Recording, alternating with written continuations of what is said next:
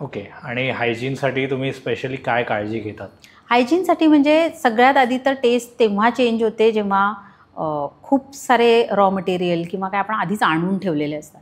जर आपण प्रत्येक गोष्टीला फ्रेश माल घेत गेलो किंवा फ्रेश रॉ मटेरियल घेत गेलो तर ती हायजीनसुद्धा मेंटेन राहते. कुठल्याही प्रकारे वेस्टेज होत नाही किंवा मग ते बऱ्याच दिवसांचं आहे कुठे काय मग ते आपण कस्टमरला नाही देऊ शकत, तर ते नाही. आणि हायजीनच्या दृष्टीने फूड रिलेटेड ज्या ज्या गोष्टी आहेत त्या सगळ्या आम्ही फॉलो करतो. म्हणजे आपल्या महिन्यातनं एकदा हे डीप क्लिनिंग आपल्याकडे होतं.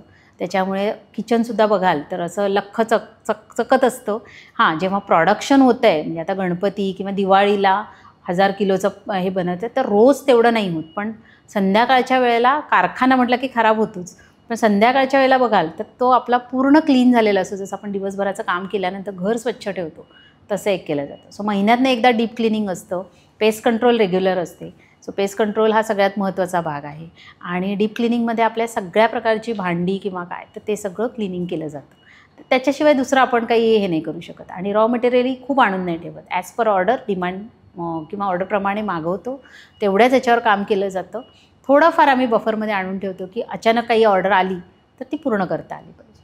त्यामुळे टेस्ट सेम राहते, हायजीनसुद्धा मेंटेन राहतं. बरोबर. ह्या एम्प्लॉईजला तुम्ही ज्या ट्रेन करत होतात कारण माझ्या मते फूड इंडस्ट्री सर्वात डिफिकल्ट आहे. हो, म्हणजे मला पण याचा एक छोटासा अनुभव आहे. पण बघितलं मी ओव्हरऑल खूप जणांचे एक्सपिरियन्स ऐकून पण कळालं की ही इंडस्ट्री सर्वात डिफिकल्ट आहे. बरीच कारणं आहेत, बऱ्याच गोष्टी मॅनेज कराव्या लागतात त्याच्यामध्ये मला वाटतं. आणि त्या सगळ्या मॅनेज झाल्यानंतर मग प्रॉफिट निघतो एंडला येऊन. तर त्याच्यामुळे ते डिफिकल्ट आहे. पण मग सर्वात महत्त्वाचं की हे एम्प्लॉईज, आता एम्प्लॉईजला जेव्हा तुम्ही तुमच्या स्टाफला तुम्ही ट्रेन करवतात तर त्यावेळेला त्याच्या काही वेगळे चॅलेंजेस काय आले आणि तुम्ही कसं काय ते मॅनेज केलं? चॅलेंजेस आता एवढं आलं की आपल्याला समजा एक एक्स नंबर स्टाफ असेल आपल्याकडे तर प्रत्येकाची स्किल हे सेम नसते किंवा प्रत्येकाची कला सेम नसते. काही जणं असतात ते सोनारकाम करण्यात हुशार आहेत, म्हणजे मोदकांना पाकळ्या काढायच्या आहेत तर नाजूक काम करायला लागणार. तर काही जणं त्या कामात हुशार असतात आणि काही जणं ताकदीचं काम करण्यामध्ये हुशार असतात. त्यामुळे प्रत्येकाची कॅपॅसिटी काय आहे ह्याच्याकडे लक्ष द्यावं लागतं. एम्प्लॉई जेव्हा आपण सेट करतो तेव्हा प्रत्येकाला प्रत्येक काम आलंच पाहिजे अशा खाक्या नाही आहे किंवा अशी काही जबरदस्ती नाही आहे. जो ज्याच्यात हुशार आहे हे हळूहळूच कळतं त्यांना काम असाईन केल्यानंतर किंवा त्यांना ते काम दिल्यानंतर.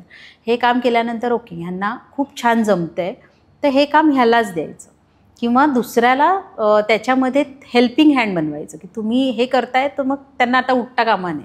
मग नाजूक काम करताना ह्या दोघीजणी आहेत तर वजनाची कामं किंवा समजा आता 15-20 किलो पीठ मळायचं तर त्याच्यामध्ये मजबूत हात लागतात.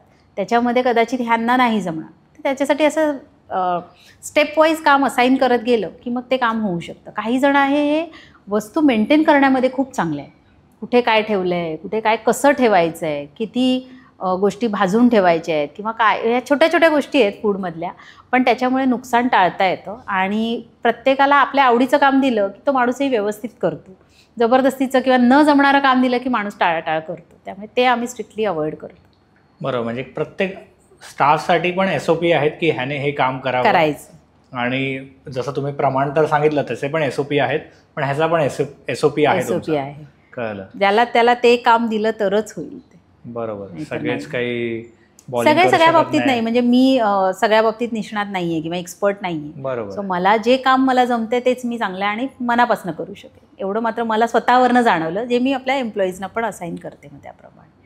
त्यामुळे त्याही आनंदाने करतात. तुम्ही हा व्हिडिओ इथपर्यंत बघितलात म्हणजे हा नक्की व्हिडिओ तुम्हाला आवडला आहे. ह्याचा पूर्ण पॉडकास्ट आपल्या मेन यूट्यूब चॅनलवर आहे ज्याचं नाव आहे वन टेक विथ अनिकेत. हे चॅनल तुम्ही नक्की फॉलो करा. आणि इंस्टाग्रामवर आम्ही बऱ्याच रील्स ह्या व्हिडिओच्या अपलोड केलेल्या आहेत, त्या पण तुम्ही सगळ्या बघा.